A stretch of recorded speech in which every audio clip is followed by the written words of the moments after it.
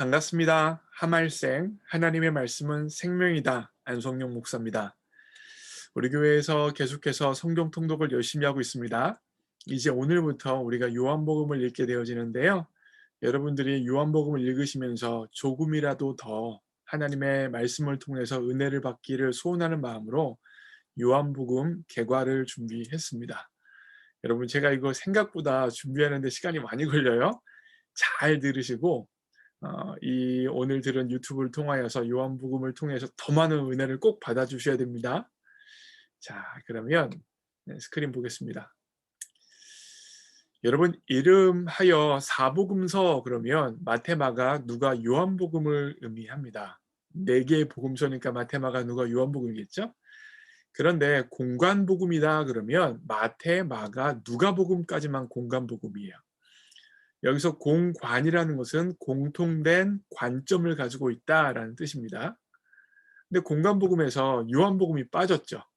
그 말은 무슨 말이겠습니까? 요한복음은 마태, 마가, 누가복음과 다른 관점을 가지고 있다는 것을 의미하겠죠. 이해되시죠? 그래서 신학자들은 마태, 마가, 누가복음은 같은 관점을 가지고 있고 요한복음은 조금 다른 관점을 가지고 있다고 이렇게 구별을 했어요. 이 내용이 굉장히 좀 복잡한 내용인데 그래도 제가 간단히 몇 가지만 한번 설명드려 볼게요. 공관복음은요, 하나님 나라의 선포와 도래에 관심이 있어요. 그런데 요한복음은 개인의 영생에 초점이 있습니다. 다시 말하면 공관복음은요, 하나님 나라에 초점이 있으니까 조금 더 공동체적입니다. 예, 조금 더 그룹으로 이루어질 수 있겠죠. 공동체적이라고 이야기할 수 있는데 요한복음은 공동체적이라기보다는 개인이 믿음을 가지고 믿음을 통하여서 구원받아 영생을 얻는다에 초점이 조금 더 있어요. 그래서 조금 더 개인적이라고 생각할 수 있죠. 관점의 차이가 느껴지시죠? 또 있습니다. 예수님의 가르침에 대해서도 좀 다른 관점을 가지고 있어요. 예수님은요, 공관복음에서는요, 주로 비유를 통하여 가르치십니다. 비유가 굉장히 많이 나왔던 거 기억나시죠? 근데 요한복음에서는 비유보다는 긴 대화가 나오고요. 대표적인 게 뭐 니고데모와 예수님과의 대화겠죠. 또한 긴 강화라고 했는데 긴 설교가 많이 나타납니다. 예수님께서 짧게 설교하시는 게 아니에요. 길게 설교하시는 내용이 나타납니다. 이게 바로 공관복음과 또 차이점이고요. 공관복음에서는 역사적인 예수님을 많이 기록하고 있어요. 예수님께서 이 땅에서 어떠한 삶을 사셨는지, 어떻게 행하셨는지에 좀 더 초점이 있다면 요한복음에서는 예수님의 신성과 영광에 초점이 있습니다. 그래서 대표적인 예가 요한복음 시작이 태초에 말씀이 계시니라 이 말씀이 하나님과 함께 계셨으니 이 말씀은 곧 하나님이시니라 라고 이야기하잖아요. 태초에 말씀이 계셨대요. 이 말씀이 누구십니까? 예수님이세요. 다시 말하면 예수님이 태초부터 계셨다는 거예요. 아, 태초부터 계셨다니까 이분이 어떤 분이겠어요? 결국 하나님이라는 소리죠. 결국 요한복음은 예수님이 하나님이라는 사실을, 예수님이 그리스도라는 사실을 끊임없이 강조해서 보여주고 있습니다. 아, 이해되셨죠? 네, 이와 같은 차이점 때문에 요한복음은 요한복음과 공관복음을 신학자들이 좀 구별을 합니다. 더 복잡한 내용이 있는데 이 정도 구별하시면 여러분들이 요한복음을 읽으시면서 공관복음과 좀 이런 다른 차이점이 있구나라고 읽으시면서 차이점을 좀 느끼실 수 있을 거예요. 다시 말씀드리면 요한복음은 공관복음과 조금 다릅니다. 더 다른 내용이 있으니까 조금 더 주의해서 여러분들이 읽어보셨으면 좋겠습니다. 요한복음의 저술 목적입니다. 저술 목적은 요한복음에 분명히 기록되어져 있어요. 20장 30절부터 31절이에요. 제가 읽겠습니다. 예수께서 제자들 앞에서 이 책에 기록되지 아니한 다른 표적도, 표적이라는 단어를 꼭 기억하세요. 표적도 많이 행하셨으나 오직 이것을 기록함은 너희로 예수께서 하나님의 아들 그리스도이심을 믿게 하려 함이요 또 너희로 믿고 그 이름을 힘입어 생명을 얻게 하려 함이니라. 자, 여기서 요한복음의 저술 목적이 뭐래요? 예수님을 믿고 생명을 얻게 하기 위해서랍니다. 특별히 이 짧은 두 절 가운데서도 믿음이란 단어가 두 번이나 나타났죠. 그리스도이심을 믿게 하려 함이라 또 너희로 믿고. 그런데 이 두 번 여기서 나타났는데 요한복음 전체에서는 이 믿음이란 단어가 총 98번 등장하고 있어요. 얼마나 믿음을 강조하시는지 강조하는지 아시겠죠? 결국 요한복음에서는요, 예수님이 그리스도심을 믿고 영생을 얻게 하게 하는 게 요한복음의 목적입니다. 그래서 믿음이란 단어를 계속 이야기하고 있는 것입니다. 결국 요한복음은 복음을 전하고 믿게 하는 측면에서 복음의 전도지 같은 그런 복음서라고 이야기할 수 있습니다. 요한복음의 구조예요. 요한복음은 크게 두 부분으로 나눌 수 있습니다. 표적의 책과 영광의 책으로 나뉘는데 1장부터 12장까지를 표적의 책이라고 이야기합니다. 제가 아까 목적을 이야기하면서 여기 다른 표적도 많이 행했다라는 요한복음 20장 30절에 이걸 기억하라고 말씀드렸죠.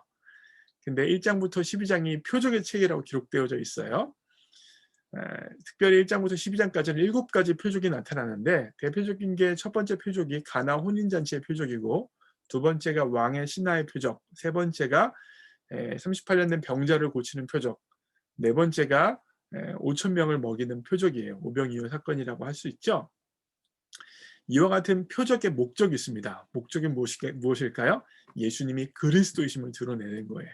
그리고 그 그리스도이신 예수님을 믿게 하는 것이 바로 표적의 책의 목적이겠죠.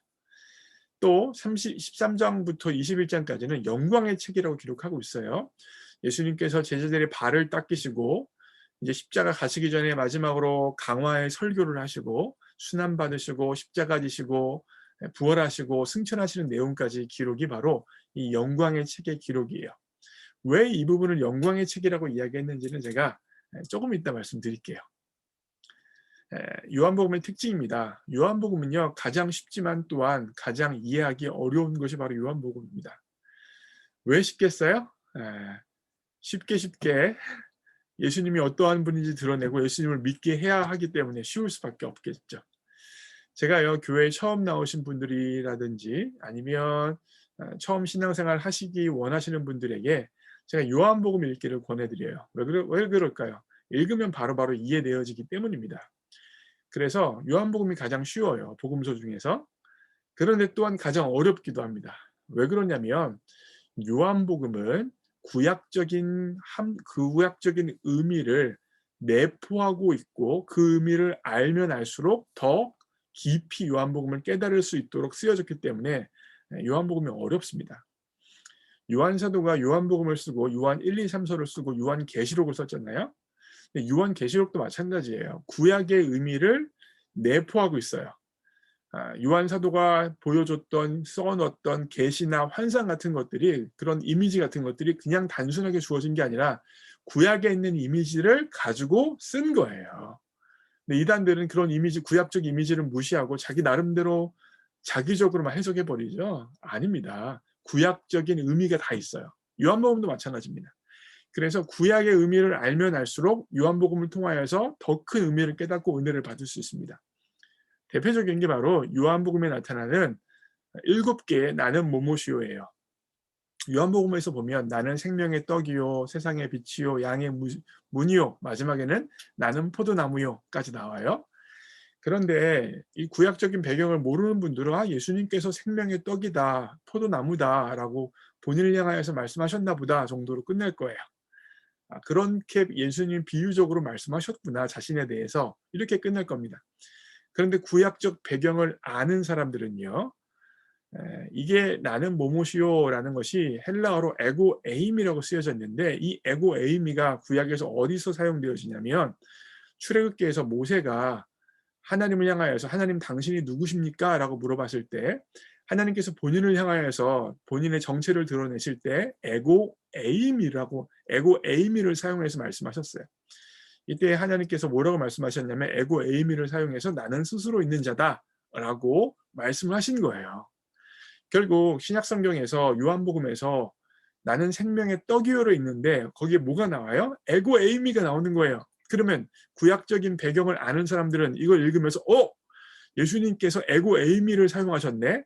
하나님이 구약에서 본인의 정체를 나타내실 때 나는 스스로 있는 자다라고 말씀하실 때 사용하셨던 에고 에이미를 사용하셨네? 라고 깨달으면서 동시에 결국 예수님께서 본인이 하나님이라고 말씀하시는 거구나 라고 깨달을 수 있겠죠. 놀랍죠, 여러분? 예. 구약적인 배경을 알아야, 구약을 많이 알아야 이 요한복음을 깊이 알아서 더 큰 은혜를 받을 수 있게 되어집니다. 그래서 요한복음이 가장 쉽지만 또한 가장 어렵기도 한 복음서이기도 합니다. 마지막이에요. 영광입니다. 여러분, 요한복음에서 예수님은요, 나의 양식은 아버지의 뜻을 행하시는 것이다 라고 말씀하세요. 예수님의 양식이 뭐예요? 하나님 아버지의 뜻을 행하는 것입니다. 또한 예수님께서 마지막으로 하셨던 말씀이 무엇이냐면 다 이루었다라는 말씀이에요. 뭘 다 이루신 거예요? 하나님의 뜻을 다 이루신 것이죠. 결국 이와 같은 말의 의미는 무엇이냐면 예수님께서는 모든 일상이 하나님의 뜻 가운데 이루어지셨다는 거예요. 하나님의 뜻을 찾아서 하나님의 뜻을 이루기 위해서 이 땅에서 자신의 삶을 살아가셨다는 것입니다. 이런 맥락에서 예수님께서 십자가의 길을 향하여 걸어가시는 길은 하나님 아버지의 뜻을 이루어가는 과정이었어요. 그리고 이와 같은 하나님의 뜻을 이루어가는 과정을 요한복음은 영광이라고 표현하고 있습니다. 대표적인 경우가 요한복음 12장 23절부터 24절이에요. 예수께서 대답하여 이르시되 인자가 영광을 얻을 때가 왔도다. 내가 진실로 진실로 너에게 이르노니 한 알의 밀이 땅에 떨어져 죽지 아니하면 한 알 그대로 있고 죽으면 많은 열매를 맺느니라. 예수님께서 뭐라고 말씀하셨어요? 인자가 영광을 얻을 때가 왔도다. 여기서 영광이 뭘까요? 한 알의 밀이 땅에 떨어져 죽는 거예요. 결국 여기서 영광의 의미는 무엇이냐면 예수님께서 십자가에 못 박혀 돌아가시는 것입니다.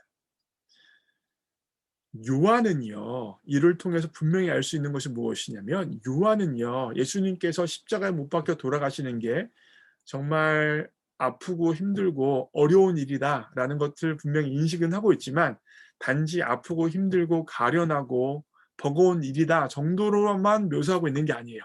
그걸 뭐라고 부르고 있어요? 영광이라고 부르고 있어요. 예수님께서 십자가의 길을 걸어가고 있는 것, 십자가에 달리시는 것이 그의 영광을 실현하는 과정임을 선언하고 있습니다.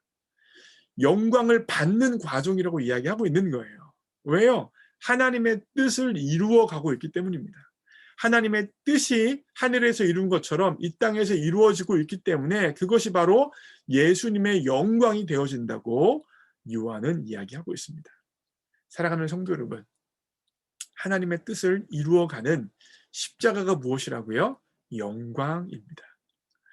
한 번이라도 십자가 지는 것이 영광이라고 여러분들 생각해 본 적이 있으십니까? 나를 부인하고 예수님을 쫓는 것이 하나님의 뜻을 이루어가는 것이 영광이라는 나를 통하여서 하나님의 영광이 나타나는 것이라고 생각해 보신 적이 있으십니까? 요한복음을 읽으시면서 이와 같은 관점을 갖게 되어지기를 주님의 이름으로 축복합니다. 하나님의 뜻을 이루는 것이 영광입니다. 십자가를 지고 주님을 따르는 것이 영광입니다. 그것이 이 땅의 왕으로 오셨던, 이 땅의 주인으로 오셨던 예수님이 영광 받으셨던 방식이었습니다. 그와 같은 방식이 우리의 삶의 방식이 되어지기 원해요. 예수님께서 하나님의 뜻을 이루는 것이 본인의 양식이고 본인의 영광이라고 말씀하셨던 것처럼 우리 또한 이 땅에 살아가면서 하나님의 뜻을 이루고 하나님을 쫓는 것이 영광, 우리의 영광이 되어지기를 주님의 이름으로 축복합니다. 요한복음 읽으시면서 많은 은혜를 받으시기 바랍니다. 바이.